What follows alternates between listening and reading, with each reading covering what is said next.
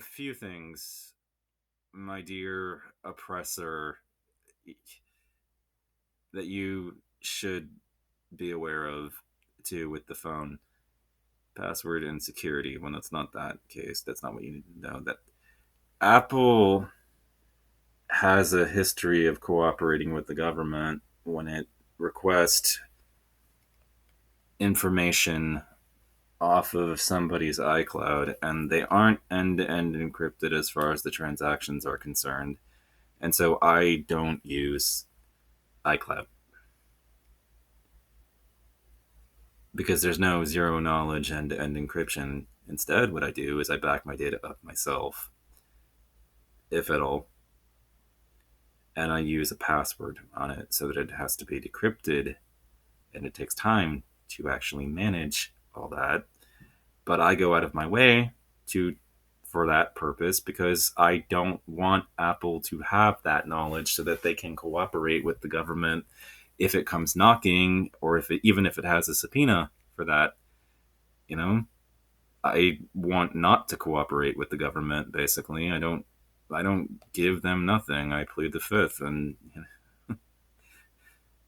that's just how things work. You don't want my phone, then fucking get a fucking warrant to fucking seize it from me, motherfucker. Because until then, you can't have it.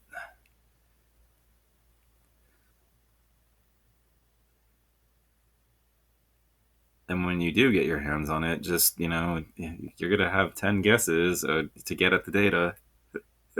There's It's gonna be brutal watching them try to get that, and then realizing that they've only got 10 shots at it before it just purges it, and it's using 6 keys.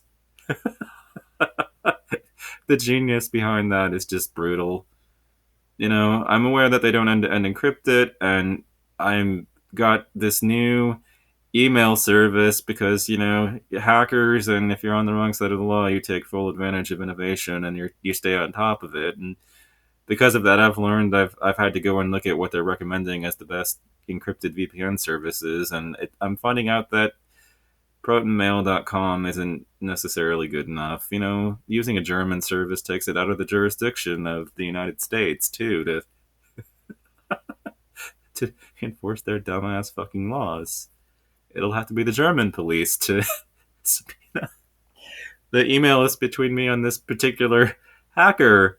It's lovely, it's end to end encrypted, and so when they get it's encrypted, they're gonna have to fucking decrypt it.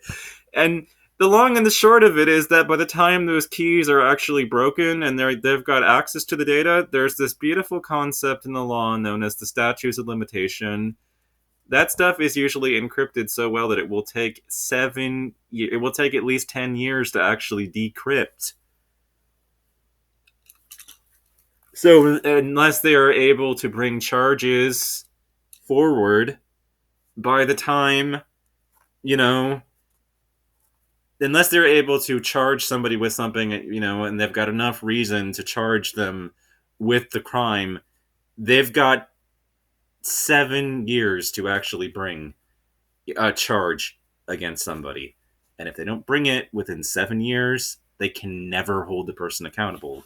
So if they don't know who did it, they don't have a suspect, and they don't have enough grounds under which to actually charge somebody with anything, then what happens?